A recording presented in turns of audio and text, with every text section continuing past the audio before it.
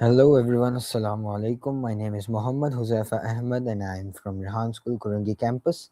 Today I've got another topic to discuss with ChatGPT, which is how less can lead to more. So let's start.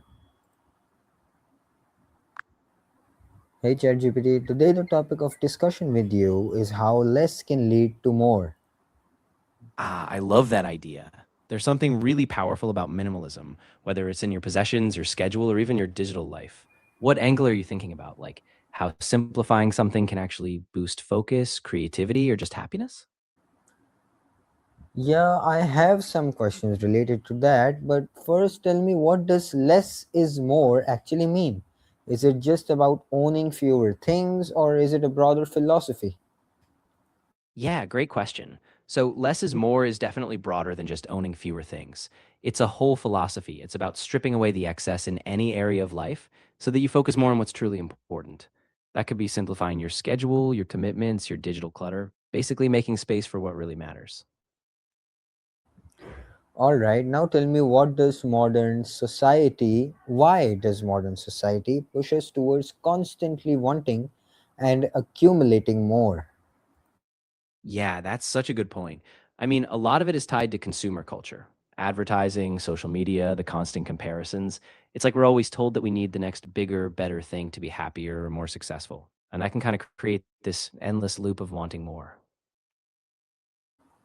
And back this statement with science that owning too much or doing too much affects our mental health. Absolutely.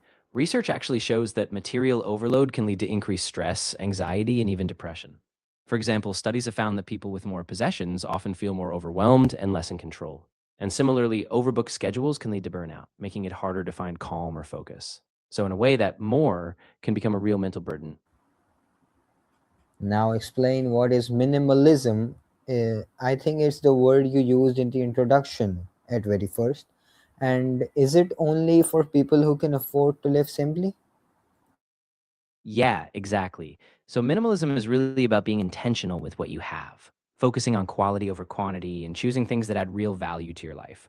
And no, it's not just for the wealthy. It's really a mindset. Anyone can practice it by being mindful, decluttering their space, simplifying their commitments. So it's accessible to a lot of people, just in different ways. Okay, since you mentioned simplify, how does simplifying your schedule and commitments lead to higher quality output and focus? Yeah, that's a great point. When you simplify your schedule, you cut out the distractions and the constant juggling of too many tasks. That frees up mental energy and time, so you can focus deeply on fewer things. And as a result, you often do better work, you feel less rushed, and you get to engage more meaningfully with what you actually care about. Now tell me, can having fewer options actually make you happier or more decisive? What does the research say? Yeah, so the research is really interesting on this. There's something called the paradox of choice, and it basically says that having too many options can make us feel overwhelmed, anxious, or even less satisfied with our decisions. So by limiting choices, you actually reduce that mental burden, and that can lead to greater happiness and clearer decisions. All right, elaborate more. Of course. So when we have too many options, our brains go into overdrive, weighing all the possibilities, like a constant what if loop. That mental stress can sap our satisfaction, but when we narrow down options, we focus on just a few meaningful ones. That means less second guessing, more confidence in our choices, and often we appreciate what we pick more because we're not distracted by endless alternatives. So, in short, fewer options actually let us savor the present choice and feel more grounded. Okay, what's the difference between living with less out of necessity versus choosing it intentionally? That's a really important distinction. So, when you're living with less out of necessity, it might be because of financial constraints or external circumstances. You don't have much choice. But when you choose minimalism intentionally, it's a proactive decision. You're deliberately curating your life, deciding what stays and what goes, so you feel a sense of freedom and purpose. It's about agency rather than just circumstance.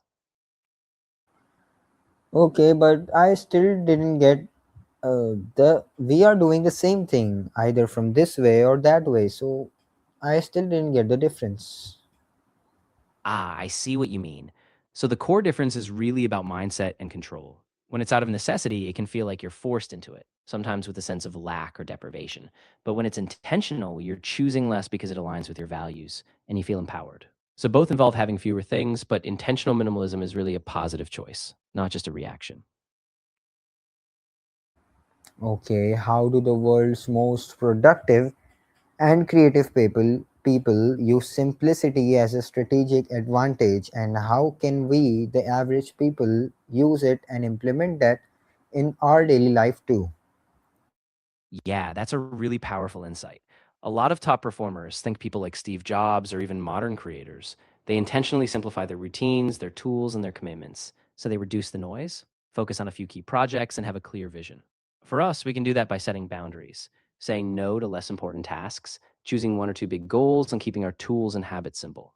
So it's really about cutting out what's not essential so you can channel all your energy into what matters most.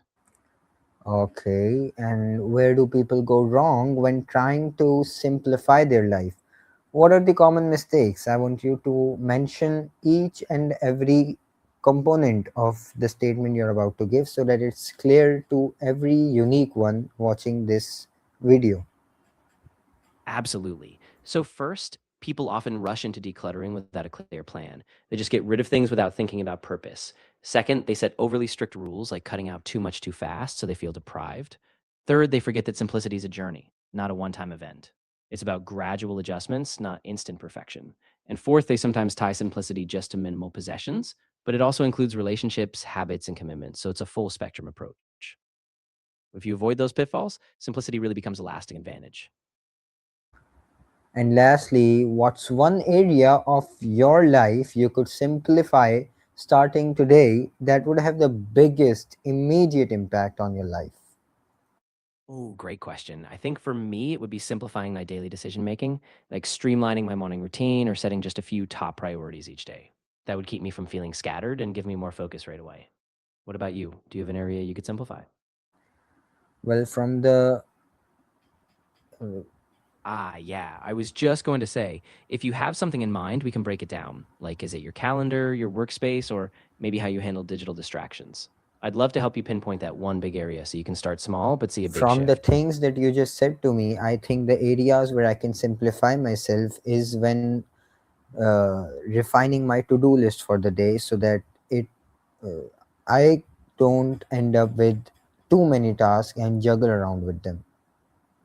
That's a fantastic choice. And you can keep it really simple. Just pick the top 3 to 5 most important tasks each day and let everything else be secondary or even move to another day.